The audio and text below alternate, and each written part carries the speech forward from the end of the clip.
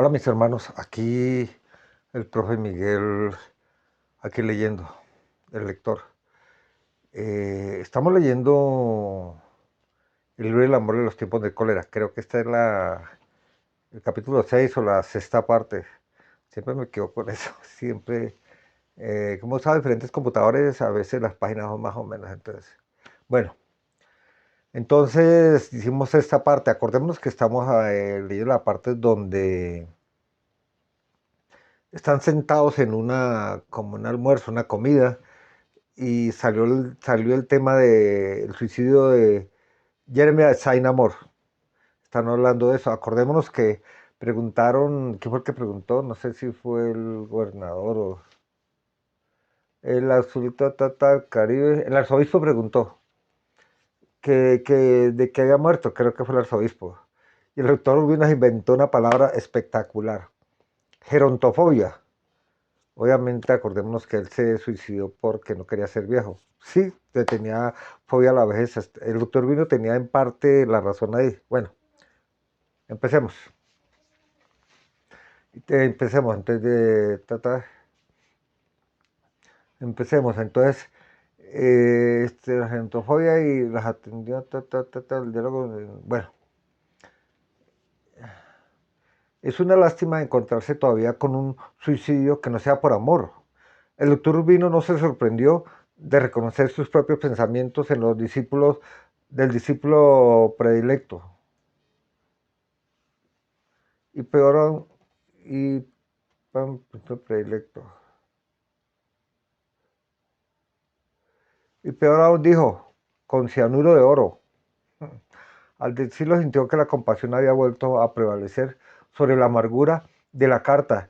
Acordémonos que el doctor Urbino puso una carta leyó una carta Jeremy Seinamor dejó una carta de una cantidad de cosas que explicaba el doctor Urbino, una cantidad de cosas que le dejó escrito. Entonces sobre esa carta es que hablamos, mis hermanos. Al decirlo sintió compasión. Había vuelto a prevalecer sobre la amargura de la carta. Y no se lo agradeció a su mujer, sino a un milagro de la música. Entonces le habló al arzobispo del santo laico que él había sido, en sus lentos atardeceres de ajedrez.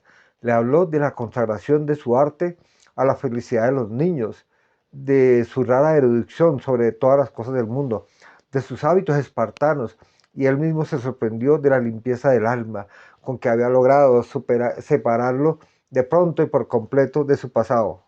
Sí, acordémonos que ambos se ayudaron. El Jeremy Stein Amor le sirvió al doctor Vino para el juego al ajedrez y tener amistad. Y el doctor Vino le ayudó a Jeremy porque le prestó plata y además le ayudó como a volver un poquito ese pasado que tenía tan pesado el Jeremy. Le habló luego al alcalde de la conveniencia de comprar el archivo de placas fotográficas para conservar las imágenes de una generación que acaso no volviera a ser feliz fuera sus retratos y en cuyas manos estaba el porvenir de la ciudad. El Jeremy era fotógrafo de niños, acordé. El arzobispo se había escandalizado de que un católico militante y culto se hubiera atrevido a pensar en la santidad de un suicida. Pero estuve de acuerdo con la iniciativa de archivar los negativos. El alcalde quiso saber a quién habría que comprárselos. El doctor Urbino se quemó la lengua con la brasa del secreto, pero logró soportarlo sin delatar a la heredera clandestina de los archivos. Dijo, yo me encargo de eso. Acuérdense que la esposa no le pedí esposa porque él nunca la mostró. Era la mujer de Jeremías y ella fue la heredera. Entonces, creo que ella no quería hacer nada de nada. Entonces, el Turbino dijo, sabía quién era. Entonces, dice que se quemó la brasa en la lengua porque él podía haberlo dicho, pero no lo dijo. Yo me encargo de eso. Y se sintió redimido por su propia lealtad con la mujer que había repudiado 5 horas antes. Fermina Daza lo notó y le hizo prometer en voz baja que asistiría al entierro. Por supuesto que lo haría, dijo él, aliviado, ni más faltaba. Los discursos fueron breves y fáciles, la banda de vientos inició un aire popularachero no provisto con el programa y los invitados se paseaban por las terrazas en espera de que los hombres del mesón de don Sancho acabaran por desaguar el patio. Acordémonos que ha caído un aguacero de padre y madre, ha mojado todo. Por si alguien se animaba a bailar. Los únicos que permanecían en la sala eran los invitados de la mesa de honor, celebrando que el doctor Urbino se había tomado de un golpe un brindis final. ¡Wow! Una media copita de brandy. Nadie recordaba que lo hubiera hecho antes, salvo con una copa de vino de gran clase para acompañar el plato muy especial. Pero el corazón se lo había pedido aquella tarde y su debilidad estaba bien recompensada. Otra vez, al cabo de tantos y tantos años, tenía ganas de cantar. Lo hubiera hecho, sin duda, a instancias del joven chelista que se ofreció para acompañarlo, de no haber sido porque un automóvil de los nuevos atravesó de pronto el lodazal del patio, salpicando a los músicos y alborotando a los patos en los corrales con su corneta de pato. ¡Pap, pap! Y se detuvo frente al pórtico de la casa. El doctor Marco Aurelio Urbino Daza, uy, ese es el nombre de él, Marco Aurelio Daza, y su esposa descendieron.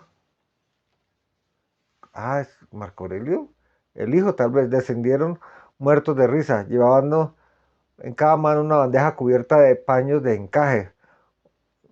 Otras bandejas iguales estaban en los asientos suplementarios y hasta en el piso junto al chofer. Era el postre tardío. Ah, es el postre que había que tener para la comida, que no ha llegado, que lo ha encargado a las monjas. Cuando cesaron los aplausos y las rechiflas de burlas cordiales, el doctor Urbino Daza explicó en serio que las clarisas le habían pedido el favor de llevar el postre antes de la tormenta, pero se había devuelto del camino real porque alguien le dijo que se estaba incendiando la casa de sus padres. El lector Juvenal Urbino alcanzó a asustarse sin esperar que el hijo terminara el relato, pero su esposa le recordó que a tiempo que él mismo había ordenado llamar a los bomberos para que cogieran el oro.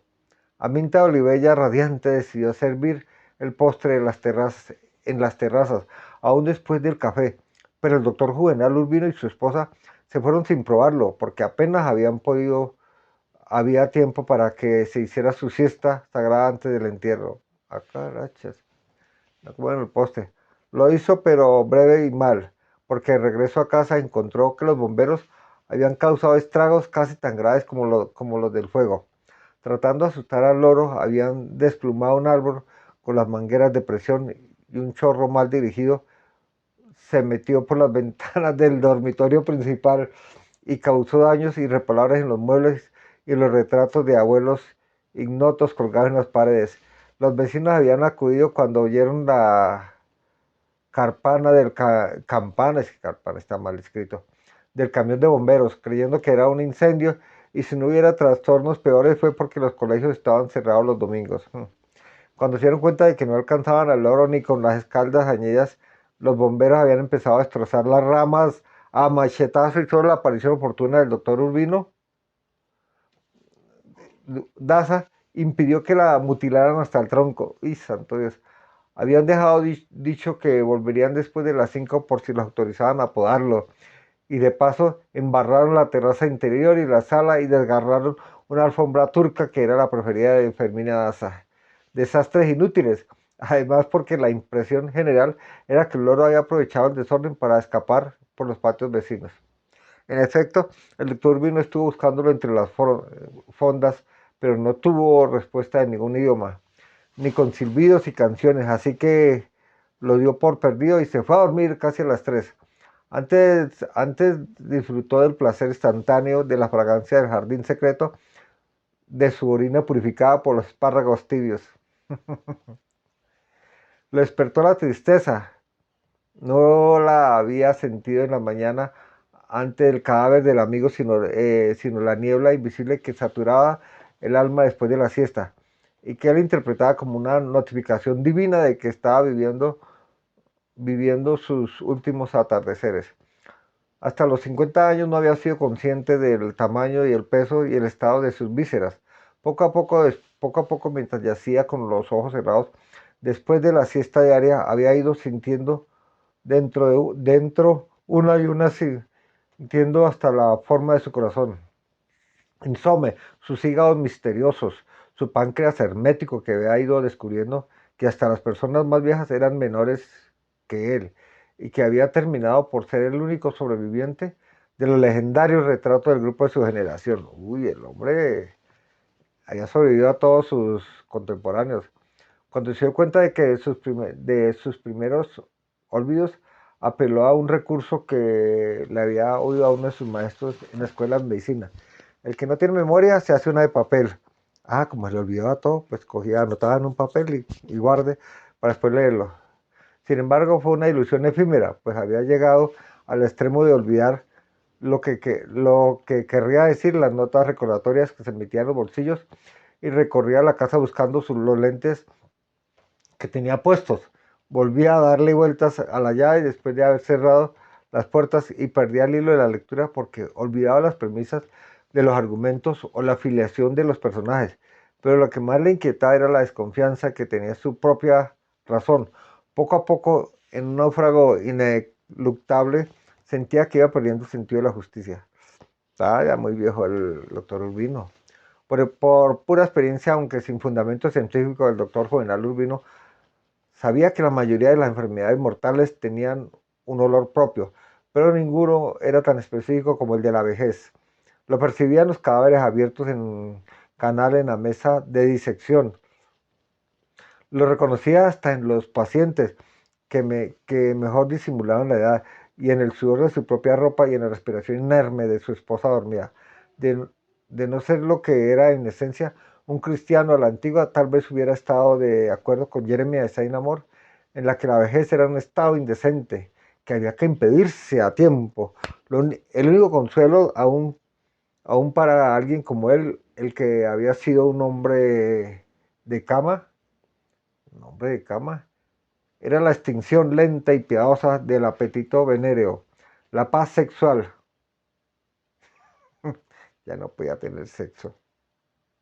Eso nos pasa ya cuando vamos subiendo de edad en el quinto, sexto, séptimo piso. A los 81 años tenía bastante lucidez para darse cuenta de que estaba prendido a este mundo por unas hilachas tenues que podían romperse sin dolor con un simple cambio de posición durante el sueño. Y sí, hacía lo posible para mantener la cera por terror a no encontrar a Dios en la oscuridad de la muerte. Uy, todo el vino tenía el terror que tenemos mucho de que de pronto nos muramos y que a otro lado no esté Dios, sino que esté el patas o otra cosa. Qué miedo. Fermina Daza se había ocupado de restablecer el dormitorio destruido por los bomberos y un poco antes de las 4 le hizo llevar al esposo un vaso diario de limonada con hielo picado. ¡Wow! Y le recordó que había de vestirse para el entierro. El doctor Urbino tenía esa tarde 2 libros al alcance de la mano. La incógnita del hombre de Alexis Carrel y la historia de San Michel de Axel Munte. Este último no está todavía abierto y le pidió a Digna Pardo, la cocinera, que le llevara el cortapapeles de marfil que había olvidado en el dormitorio. Pero cuando se lo llevaron ya estaba leyendo la incógnita del hombre en la página marcada con el sobre de una carta. Le faltaban le faltaban pocas para terminarlo. Leyó despacio, abriéndose camino a través de los meandros de una punta de dolor de cabeza que atribuyó a una media copita de brandy en el brindis final. En las pausas de la lectura tomaba un sorbo de limonada o se demoraba rozando un pedazo de hielo. Tenía las medias puestas, la camisa sin el cuello postizo y los tirantes elásticos de rayas verdes colgando a los lados de la cintura, acá. Y le molestaba sola idea de tener que cambiarse ya para el entierro. No quería, estaba buena la lectura, estaba rico. Muy pronto dejó de leer, puso el libro sobre el otro y empezó a balancearse muy despacio en un mecedor de mimbre, contemplando a través de la penumbra las matas de guineo en el pantano de patio, el mango desplumado, las hormigas voladoras después de la lluvia, el esplendor efímero de otra tarde de menos que se iba para siempre. Había olvidado que una vez tuvo un loro de Paramaribo al que querría como un ser humano. Cuando lo oyó de pronto, lorito real, lo oyó muy cerca, casi a un lado, y enseguida lo vio en la rama más baja del mango. Sin vergüenza, le gritó. El loro, el papagayo este que tenía, que trajo Fermina Daza, estaba ahí, cerquita. El loro replicativo con su voz idéntica. Más sinvergüenza serás tú, doctor. Siguió hablando con él sin perderlo de vista, mientras se puso los botines con mucho cuidado para no espantarlo, y metió los brazos en los tirantes, y bajó al patio todavía enlodado, tanteando el suelo con el bastón para no tropezar con 3 escalones de la terraza. El loro no se movió. Estaba tan bajo que le puso el bastón para que se parara en la empuñadura de plata, como era su costumbre, pero el loro lo esquivó. El loro estaba duro. Saltó a una rama contigua, un poco más alta, pero de acceso fácil, donde estaba apoyado la escalera de la casa, desde antes de que vinieran los bomberos. O sea, el loro estaba tomándole el pelo, dándole gallo. El doctor Urbino calculó la altura y pensó que subir los travesaños podía cogerlo. Va a ser maromas el doctor Urbino. Así era mi papá, Dios lo bendiga. Subió el primero cantando una canción de cómplice para distraer la atención del animal arisco, que repetía las palabras sin la música, pero apartándose en las ramas con pasos laterales, subió el segundo travesaño sin dificultad, agarrado de la escalera con ambas manos, y el loro empezó a repetir la canción completa sin cambiar de lugar. Subió al tercer travesaño, estaba haciendo maromas, subió al tercer travesaño, y el cuarto enseguida, pero había calculado mal la altura de la rama, y entonces se aferró a la escalera con la mano izquierda y trató de coger el oro con la mano derecha. Digna Pardo, la vieja sirvienta venía a advertirle que se le estaba haciendo tarde para el entierro, vio de espaldas al hombre subido con la escalera y no podía creer que fuera quien era, de no haberlo sido por las rayas verdes y las tirantes elásticos. ¡Santísimo Sacramento!, gritó. ¡Se va a matar! Pues el porrazo iba a ser duro, porque el doctor Urbino está viejito. El doctor Urbino agarró el loro por el cuello con un suspiro de triunfo. K-I-S, una cosa en latín. Pero lo soltó de inmediato porque la escalera resbaló y bajo los pies, y él se quedó un instante suspendido en el aire. Y entonces alcanzó a darse cuenta que se había muerto sin comunión. Pobrecito, se dio cuenta que ya iba a morirse del golpe. Sin tiempo para arrepentirse de nada ni despedirse de nadie, a las 4:07 de la tarde del domingo de Pentecostés, se perdió la misa. El golpazo tenía que haber sido duro, se puso a hacer maromas. Eso nos pasa a veces en la edad, una edad alta. Creemos que trabajamos chinos de 20 años, que podemos hacer maromas, y eso ya no podemos. En el caso mío ya tengo casi 60, y hay gente que puede hacer maromas para aquí, para allá, subir escaleras y hacer cosas que no debe. Y uno ya con la edad pierde muchos reflejos. Pues el pobre doctor Vino le pasó eso. Ferminia Daza estaba en la cocina probando la sopa para la cena, cuando oyó el grito de terror de Digna Pardo y el alboroto de la servidumbre de la casa, y enseguida el del vecindario. Tiró la cuchara de probar y trató de correr como pudo, con el peso invencible de su edad. Ya tenía, creo que 70 era, gritando como una loca sin saber todavía lo que pasaba bajo las frondas del mango. Y el corazón le saltó en astillas cuando vio a su hombre tendido boca arriba en el lodo, ya muerto en vida, pero resistiéndose todavía un último minuto antes del coletazo final de la muerte, para que ella tuviera tiempo de llegar. Eso pasa mucho, que cuando las personas tienen mucho tiempo viviendo y uno se muere, uno está que se muere, espera que llegue la esposa, que llegue el hijo, que llegue acá, y ahí sí se muere. Eso pasa mucho. Es como la unidad de la familia, de la esposa, lo que sea. Alcanzó a reconocerla en el tumulto a través de las lágrimas del dolor irrepetible de morirse sin ella, y la miró por última vez para siempre jamás, con los ojos más luminosos, más tristes y más agradecidos que ella nunca le vio en medio siglo de vida en común. Vieron medio siglo. Y alcanzó a decirle con último aliento: solo Dios sabe cuánto te quise. ¡Wow! No había perdido perdón a Dios más. Ah, pero era buen creyente, yo creo que estaba confesado. Fue una muerte memorable y no sin razón. Apenas terminado sus estudios de especialización en Francia, el doctor Juvenal Urbino se dio a conocer en el país por haber conjurado a tiempo, con métodos novedosos y drásticos, la última epidemia de cólera morbo que padeció la provincia. La anterior, cuando él estaba todavía en Europa, había causado la muerte a la cuarta parte de la población urbana en menos de 3 meses, inclusive a su padre, que fue también un médico muy apreciado. Con el prestigio inmediato y una buena contribución del patrimonio familiar, fundó la Sociedad Médica, la primera y la única que de las provincias del Caribe. Durante muchos años fue su presidente vitalicio. Logró la construcción del primer acueducto, del primer sistema de alcantarillas y del mercado público cubierto que permitió sanear el pudridero de la Bahía de las Ánimas. Bueno, mejoró, una plaza mejor. Fue además presidente de la Academia de la Lengua.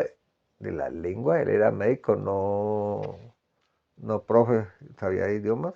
Ay, sí, él sabía francés y sabía latín, que le enseñaba a Lora, ¿se acuerda? Lengua y de la Academia de la Historia. El patriarca latino de Jerusalén lo hizo caballero de la Orden del Santo Sepulcro con servicios a la Iglesia. Y el gobierno de Francia le concedió la Legión de Honor en el grado de comendador. Fue un animador activo de cuantas congregaciones confesionales y cívicas existieran en la ciudad, y en especial de la Junta Patriótica, formada por ciudadanos influyentes sin intereses políticos que presionaban a los gobiernos y al comercio local con ocurrencias progresistas demasiado audaces para la época. Uy, eran progresistas, hacían las cosas, querían progreso de todo. Entre estas, las más memorables fue el ensayo de un globo aerostático que en el vuelo inaugural llevó una carta hasta San Juan de la Ciénaga, mucho antes de que se pensara en el correo aéreo como posibilidad racional. Uy, un globo aerostático hace 120 años, no estuvo mal. También fue suya la idea del centro artístico que fundó la Escuela de Bellas Artes en la misma casa donde todavía existe, y patrocinó durante muchos años los Juegos Florales de Abril. Uy, invertían bien su plática, hacían bien las cosas. Era creyente de verdad. Solo él logró lo que había parecido imposible durante un siglo: la restauración del teatro de la comedia, convertido en gallera y en criadero de gallos desde la colonia. Fue la culminación de una campaña cívica espectacular que comprometió a todos los sectores de la ciudad sin excepción, en una movilización multitudinaria que muchos consideraban digna de mejor causa. Con todo, y el nuevo teatro de la comedia se inauguró cuando todavía no tenían sillas ni lámparas, y los asistentes tenían que llevar para sentarse y con qué alumbrarse en los intermedios.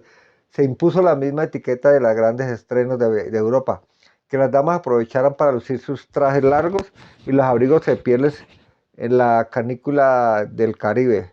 Con ese calor y trajes largos. Pero fue necesario autorizar también la entrada de los criados para que llevaran las sillas y las lámparas. Tanto Dios. Pues como eran todos recachones, pues tenían sirvientes y cuantas cosas de comer se creyeran necesarias para resistir los programas interminables, algunos de los cuales se prolongó hasta la hora de la primera misa. La temporada se abrió con una compañía francesa de ópera cuya novedad era un arpa en la orquesta y cuya gloria inolvidable era la voz inmaculada y el talento dramático de una soprano turca que cantaba descalza y con anillos de pedrerías preciosas en los dedos, ¡ay!, de los pies.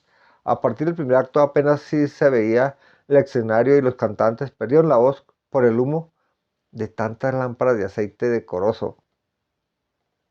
Como no había luz, todo el mundo trajo lámparas de aceite, y era un aceite decoroso, y el humo, claro, se venía a garganta. Pero los cronistas de la ciudad se cuidaron muy bien de borrar estos obstáculos menudos y de magnificar las memorables. Claro, lo que pasó, lo malo no lo decían. Fue sin duda la iniciativa más contagiosa del doctor Urbino, pues la fiebre de la ópera contaminó hasta los sectores menos pensados de la ciudad y dio origen a una generación de Isoldas y Otelos, y Aidas y Sigfridos. Sin embargo, nunca se llevó a los extremos de que el doctor Urbino hubiera deseado, que era ver a italianizantes y wagnerianos enfrentados a bastonazos limpios en los intermedios. Quería culturizar todo el mundo. El doctor Juvenal Urbino no aceptó nunca puestos oficiales que le ofrecieran a menudo sin condiciones y fue un crítico encarnizado de los médicos que se valían de su prestigio profesional para escalar las posiciones políticas, aunque siempre se le tuvo por liberal y solía votar en las elecciones por los candidatos de ese partido, lo era más por tradición que por convicción, y fue tal vez el último miembro de las grandes familias que se arrullaba en la calle cuando pasaba la carroza del arzobispo. Wow, el hombre sí era creyente, de verdad. Se definía a sí mismo como un pacifista natural, partidario de la reconciliación definitiva entre liberales y conservadores, para bien de la patria. Sin embargo, su conducta pública era tan autónoma que nadie lo tenía como suyo.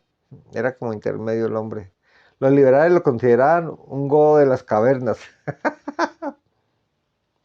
Los conservadores decían que solo le faltaba ser masón, y los masones lo repudiaban como un clérigo emboscado, emboscado al servicio de la Santa Sede. Claro, como era muy creyente, pues decían que era. Sus críticos menos sangrientos pensaban que no era más que un aristócrata extasiado en las delicias de los juegos florales, mientras la nación desangraba en la guerra civil inalcanzable. ¿Cuánto llevo? Uy, ya llevo casi. Leo otro pedacito nomás. Solo dos actos suyos no parecían acordes con esta imagen. El primero fue la mudanza a una casa nueva en un barrio de ricos resistentes al cambio del antiguo palacio del Marqués de Casalduero, que había sido la mansión familiar durante más de un siglo. El otro fue el matrimonio con una belleza de pueblo, sin nombre ni fortuna, de la cual se burlaban en secreto las señoras de apellidos largos y hasta que se convencieron a la fuerza de que les daba 7 vueltas a todas por su distinción y carácter. Estaban hablando de Fermina Daza, que era una belleza de pueblo, o sea, le criticaban que se casó con una pueblerina, una muchacha inocente que no tenía tantos apellidos, pero era joven, pero era bonita.